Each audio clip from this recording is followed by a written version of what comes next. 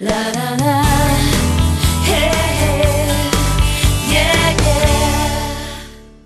Welcome back to Daytime. Well, there's the book, From Marriages to Mortgages. And I can tell you from personal experience, after you get married, the first thing that you do is you start looking for houses. And it is a very stressful time in your life, but thankfully, this new book walks us through this entire process. And joining us is the author of the book, Kathleen Kott. Welcome to the show. It's great to have you here. Thanks very much. Hi, Kathleen. Nice to be here. Hi, TL. You've got an interesting background, first of all. Why don't you tell our viewers a little bit about your background? Well, I'm an ordained minister through All Seasons Weddings, so I marry people and I also baptize people. I'm licensed as a mortgage specialist through Verico Capital Mortgages, so I also obtain mortgages as well. So what came first, the marriage or the mortgage? Oh, what a story that might be. Actually, what happened was I was doing large volumes of business when I was working for one of the major lending institutions, and I realized that I was getting bored just doing the mortgage. And so we sort of turned this into a mission. And then I became an ordained minister and took a walk from Assisi to Rome, which was a 10-day walk. And, Italy already knows Amore very well, so they taught me some things. And I came back and said, I think I really need to put this all together and really come up with a plan. So the book is more like a big sister that's talking to a little sister and saying, okay, 50 years ago, or just about 50 years ago, we got the vote. Women didn't know a lot about finances, and so there's a lot of fear that's been passed along. This is to try and get you past the fear, get you into a good foundation, and then there's some information about the mortgage there too. Do you think the financial side is the most stressful part of a relationship and of a marriage? A lot of people do say that, and I guess the statistics are saying 70% of marriages that fail have to do with finances.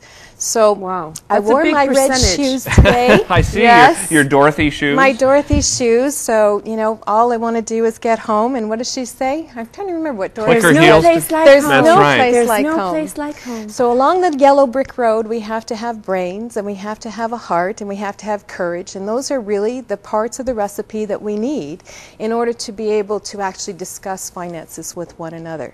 So, the first couple of chapters are for leading into that and how to bring the foundation together.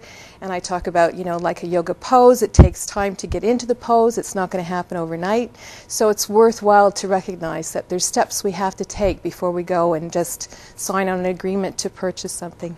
We want to get into the details about the book, and we'll do that in just one second. I have one question Oh, before we you go. see her eyes squinted there. Yeah, I moment. did see her eyes squint.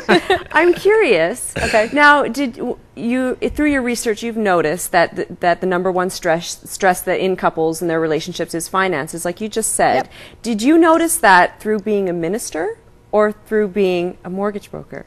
Well, actually, my first career was in recreation, so I just wanted to play, and then I really noticed that nobody else wanted to play. They wanted to just be very stressed out.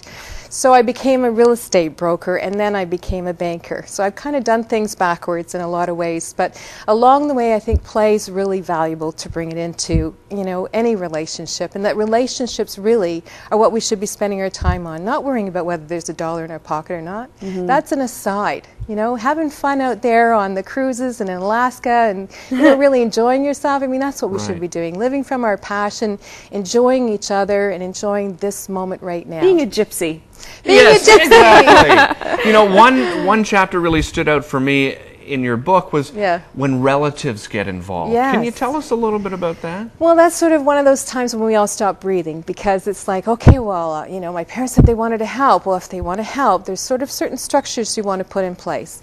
And, we're going to go from play here to be a little serious, and that is that one of the hardest things for a relative, a parent, or a family member involved in financing to have happen, if they co-sign and co-own your home with you and you were to pass away.